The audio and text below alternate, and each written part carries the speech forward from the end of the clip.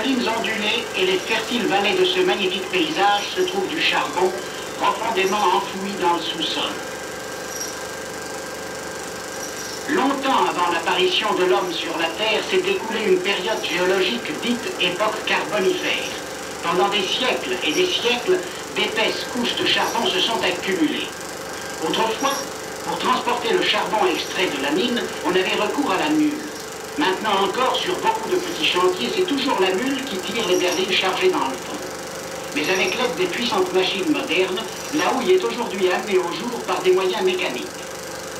C'est à l'industrie minière qu'incombe la tâche d'extraire cette matière première essentielle, afin de la mettre à notre disposition dans les usines, les chemins de fer, les paquebots, ainsi que dans nos propres foyers.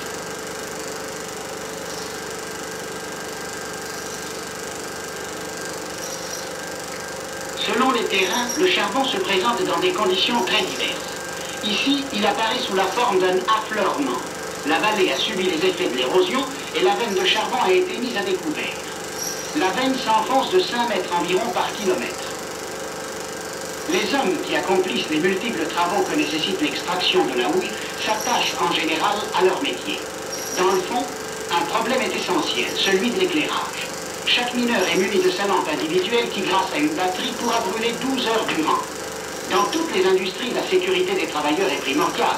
Mais dans les mines de charbon, les mesures de sécurité sont encore plus importantes, en raison des conditions de travail imposées aux hommes. Heureusement, la vigilance des mineurs eux-mêmes et la surveillance constante des services compétents permettent de réduire ces risques au minimum. Dans le wagon qui va les descendre au fond, les hommes entament leur casse-croûte. Le réseau des voies ferrées souterraines fait l'objet d'une surveillance toute spéciale de la part du dispatcher. Il règle les allées et venues des trains et connaît l'emplacement exact de chaque homme et de chaque rame.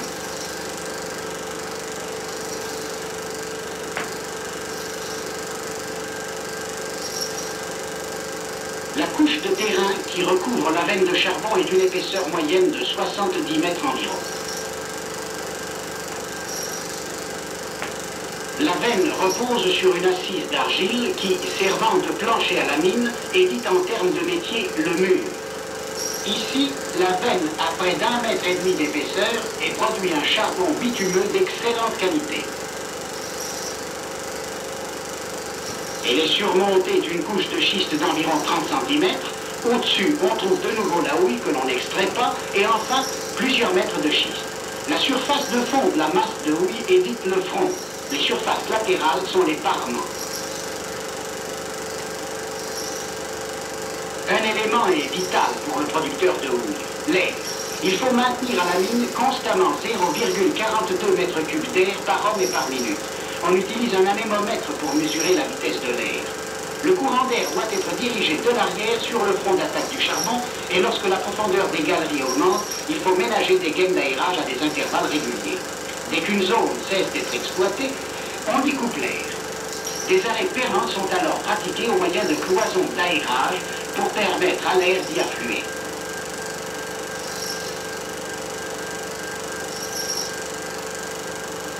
L'exploitation est organisée aujourd'hui selon des principes scientifiques. Sur une carte de la mine, l'ingénieur détermine les positions exactes de tous les chantiers du fond. Cet ingénieur et son adjoint sont responsables de l'inextricable labyrinthe de chambres et de galeries.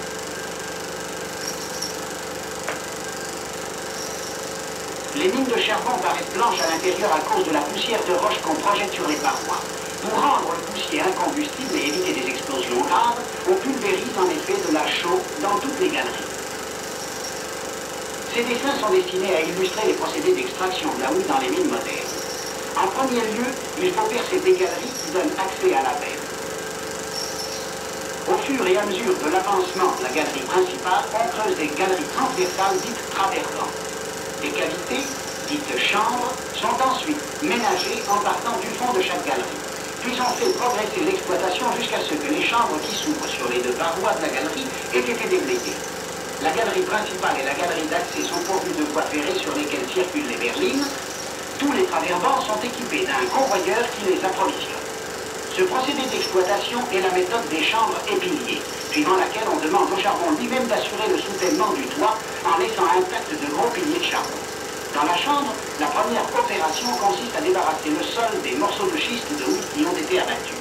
Les chambres dont la largeur atteint jusqu'à 9 mètres sont exploitées en profondeur, parfois jusqu'à 70 mètres. On retire de chaque chambre approximativement 1 millier de tonnes de houille. Pour l'abattage, le pic des temps héroïques a fait place à la haveuse. Cette machine commandée électriquement, avec son bras patate portant une chaîne sans fin hérissée d'un grand nombre de pics en acier trempé, travaille, il va de soi, beaucoup plus rapidement sur le front. Lorsque la haveuse est amarrée entre toit et mur, on met en place le bras d'attaque avec ses pics mobiles. Le mineur pratique une saignée dans laquelle s'abattra la houille une fois disloquée par la charge d'explosif. Le poussier et les morceaux trop menus sont évacués à la pelle pour dégager cette saignée. La haveuse exécute deux saignées, la première contre le mur, parallèlement à la couche de charbon, et la seconde perpendiculairement à celle-ci. Ces deux saignées donnent un espace suffisant au charbon abattu par l'explosion. Les chutes de toit causent fréquemment des accidents dans les mines. C'est pourquoi, à mesure de l'avancement du front, il est nécessaire d'étayer le toit à intervalles réguliers. Les étançons utilisés à cet effet ont une section de 100 cm² en moyenne au point de contact. On dispose 4 rangées d'étançons sur toute la longueur de la chambre. Après soutènement du toit et creusement du sous-cavage, le perforateur intervient à son tour. Par expérience, le perforateur détermine l'emplacement des trous où sera bourrée la charge. Il creuse ensuite 4 trous, un sur chaque partie latérale de la chambre et un sur chaque face longitudinale. En outre, il lui faut creuser 3 autres trous dans le schiste, 2 sur les parties latérales et le dernier au milieu. On ne les utilisera que si, après extraction de la houille, le schiste ne se fragmente pas pour s'abattre de lui-même. Les éclats de schiste servent de matière inerte pour la confection des bourres ou tampons pour les charges d'explosifs.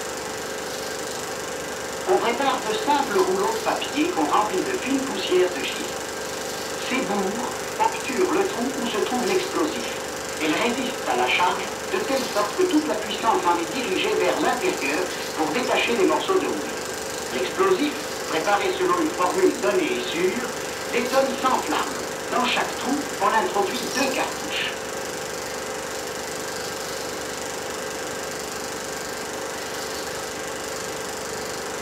On place un détonateur électrique dans l'une des cartouches après y avoir percé un trou pour le fixer.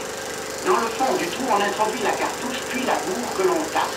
Le fil du détonateur court le long de la paroi du trou. Ce fil est alors connecté à un cordeau et la houille est prête à déménager.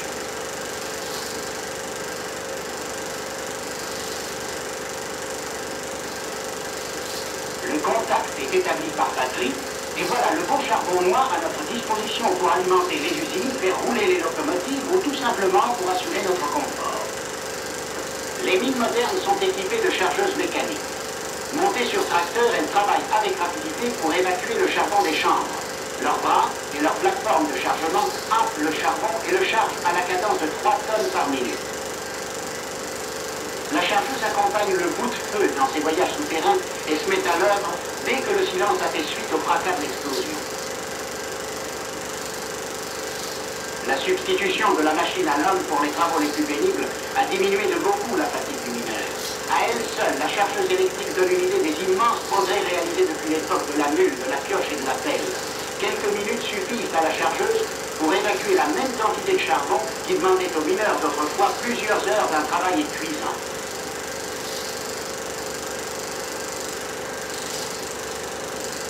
Dans les transports à grande distance, c'est au charbon que revient la première place. La houille est un des rares minerais qui soit utilisé sous la forme même où on le trouve dans la nature. Selon les estimations des géologues, il aurait fallu 10 000 ans pour produire une couche de charbon de 30 cm. Les procédés modernes ont rendu possible de dégager rapidement le sol et de ménager aux mineurs un plafond suffisant.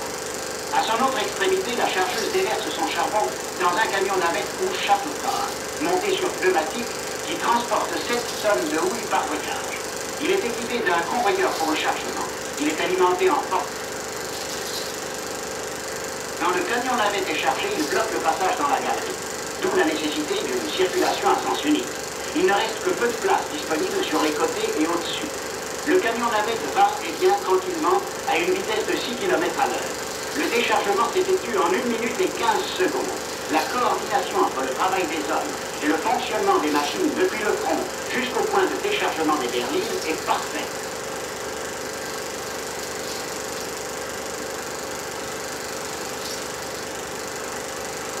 Le charbon se déverse de la chargeuse dans le camion navette et quand il atteint le niveau supérieur, le petit convoyeur qui forme le fond du camion navette est mis en mouvement, ce qui permet de compléter son chargement sans le déplacer.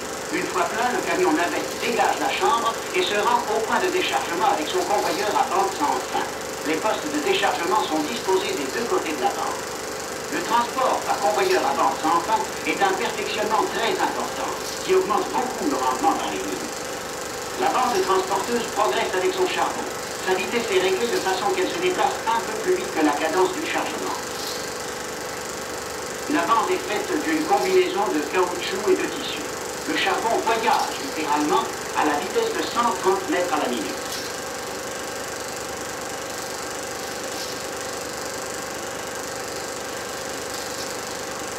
Au fur et à mesure de l'avancement sur le front, on peut raccourcir la bande ou l'installer ailleurs.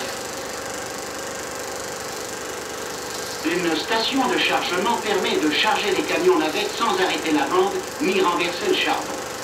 Un seul opérateur règle le mouvement des camions navettes et de la bande en surveillant le chargement. Ce dispositif permet de gagner un temps précieux et d'économiser la peine des hommes. Pendant des années, les hommes se sont penchés sur ce problème. Ils n'étaient jamais contents des résultats obtenus. Leur but est d'améliorer toujours les conditions de travail.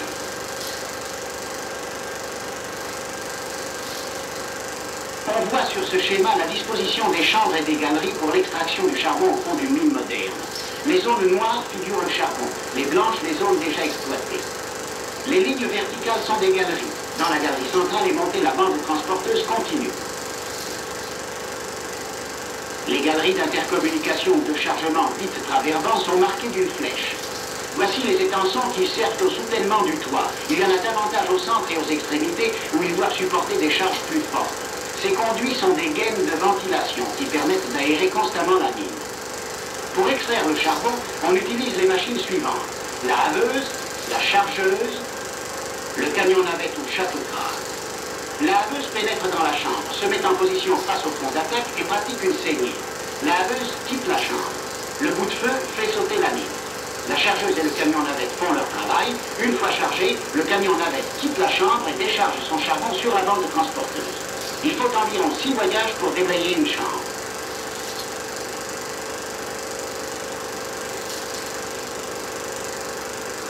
C'est l'heure du déjeuner.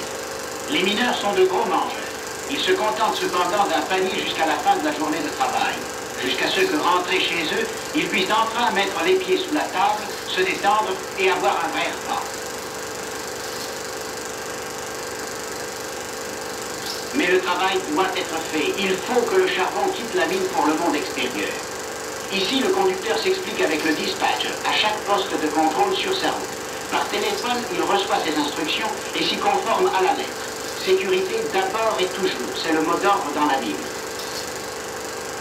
Les blocs de charbon dissimulés par la nature dans l'obscurité la plus complète durant des millénaires font maintenant leur entrée dans le monde pour satisfaire les besoins des hommes en lumière, chaleur, force motrice.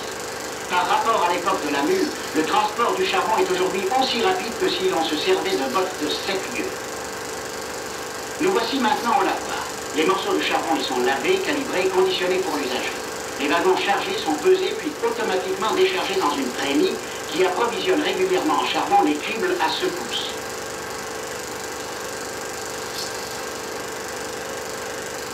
Chaque camion navette d'une contenance de 3 tonnes bascule par gravité après s'être vidé et retourne à la mine. Le lavoir ressemble à une énorme cascade artificielle qui répartit en plusieurs courants le flot de charbon. Le crible à secousse est constitué par une combinaison de grands cribles qui séparent le charbon en 3 groupes principaux. Le premier comprend les morceaux de plus de 10 cm. Le second, les caillettes de 5 à 10. Le troisième, les morceaux de moins de 5 cm. Ici, on trie à la main les gros morceaux, ceux de plus de 10 cm, pour éliminer les impuretés, schistes ou pyrites.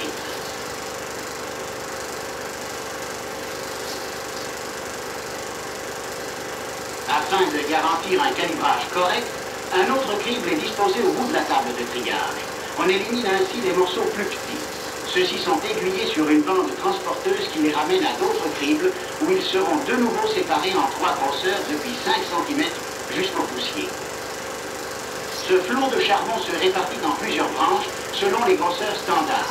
Les morceaux de 10 cm, les gaillettes de 5 à 10, les noix de 2 à 5, enfin les fines de moins de 2 cm et le charbon pour foyer. Le charbon calibré, quitte alors le lavoir, et toujours au moyen de bandes transporteuses, parvient au wagon en attente. Plus de 5000 tonnes de charbon provenant de fronts de taille situés sous les collines, à 8 km des wagons, transitent journellement par le lavoir. 2 trains entiers par jour approvisionnent l'industrie en énergie. Et c'est ce produit élaboré dans les ténèbres qui nous procure finalement lumière, chaleur et force motrice. Nous trouvons tout naturel de brûler ce charbon arraché au sol par le mineur. Nous en acceptons sereinement tous les bienfaits.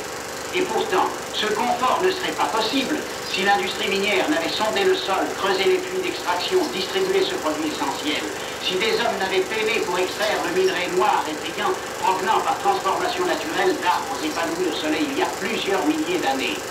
La prochaine fois que vous verrez un morceau de charbon, réfléchissez au concours de circonstances qu'il a mis à notre portée.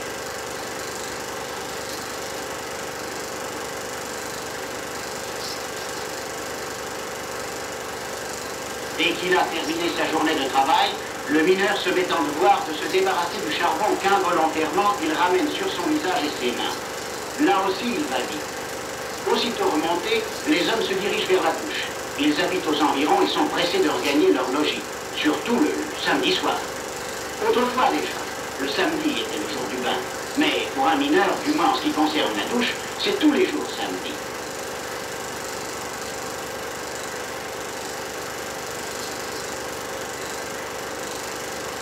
Une fois propre, il sourit, il est libre, jusqu'à demain matin. Mais dans la mine, le sourd labeur n'arrête pas. Le poste auquel appartient ce garçon vient d'être relevé par le suivant et le travail a repris. Le charbon est d'un emploi universel. Partout où l'homme a entrepris un travail, sur terre, sur mer, à l'usine, à la maison, c'est de la mine que vient ce charbon. L'industrie le reçoit des mains de l'homme et le lui restitue pour satisfaire ses besoins de confort et affermir son empire. Que ne devons-nous pas aux mineurs, à son travail et aux produits qu'il nous livre?